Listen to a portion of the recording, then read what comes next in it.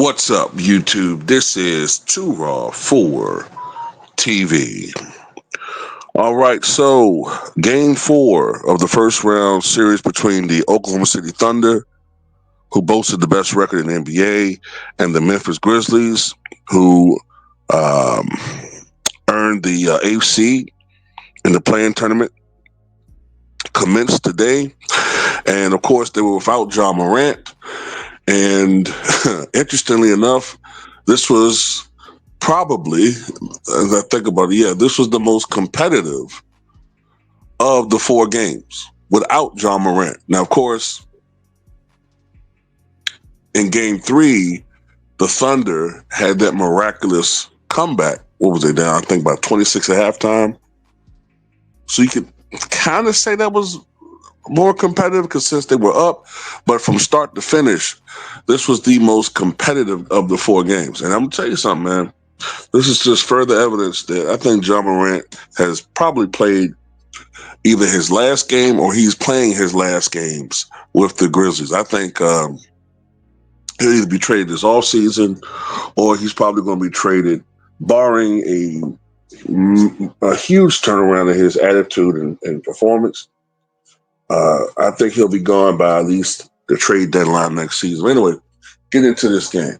The Grizzlies came out with their backs against the wall. Obviously, they know that their season was on the brink of elimination and being over. And they came out with body blows in this game. Okay, they were showing that this is going to be a tough out. We're not going to lay down and just give it to the Thunder. They got to take it. And early on, they had a bit of a lead, but the Thunder came back and made it a back and forth affair. And then, at times in the game, Memphis looked like they were kind of, because they're short-handed, I guess.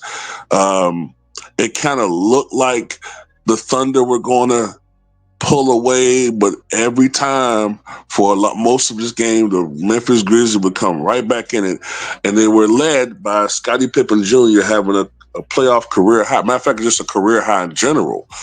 I think it ties his career high, 30 points. And he was magnificent on both sides of the ball, or both sides of the floor, I should say, for the Memphis Grizzlies. And they held the Thunder, I think, if I saw it correctly, they held the Thunder overall to 42% shooting. I think it's a number I saw. And they also out-rebounded the Thunder 57-46. And considering the rebounding prowess of the Thunder, that's pretty impressive. However, the Grizzlies also committed 21 turnovers. And this was a physical, feisty, gritty game from both squads. A lot of fouls were called in this game. The Thunder shot 35 free throws. The Grizzlies shot 30 free throws. But ultimately, the lack of star power for the Grizzlies being out Ja Morant and having their key guys in foul troubles.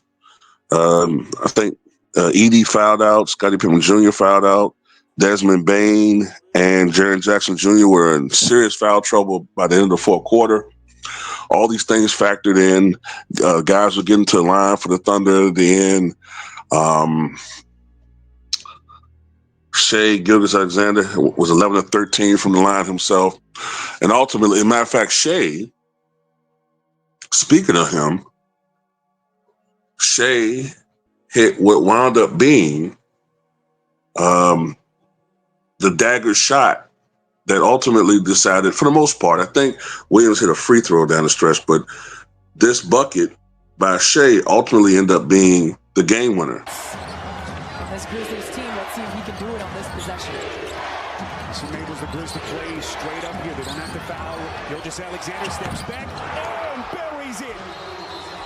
SGA, lethal for OKC. So Shai, who's going to be the MVP, whether you like it or not. Finished with a game-high 38 points, 13 of 24 shooting, only 1 of 4 from three-point range, 11 13 from the line.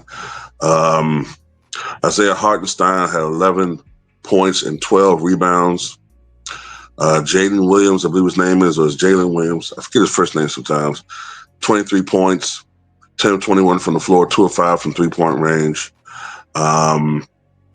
And 5 Thunder were in double figures in this game.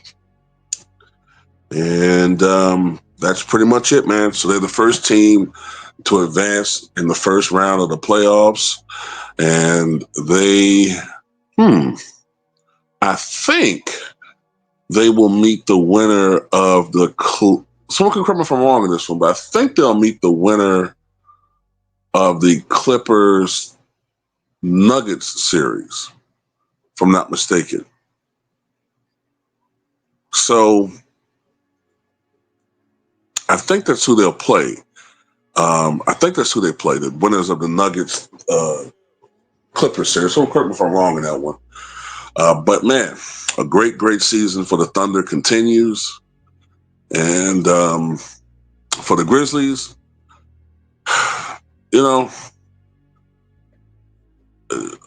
honestly, we really can't be surprised. It was really a situation where they were kind of happy that they even made it to the postseason. And like I said, I think there's gonna be some changes, man. I wouldn't be surprised if Ja, like I said earlier, gets traded. I really wouldn't be surprised if they try to move him. It's just not working. The Ja Morant experiment in Memphis just isn't working as far as them progressing as a franchise. If anything, they've been regressing as the last couple of years. The promise that we saw in 2022 is just not there anymore. I think the Memphis organization is getting a little tired of Ja's shenanigans, and that's pretty much how I see that, man. But tell me what you guys think.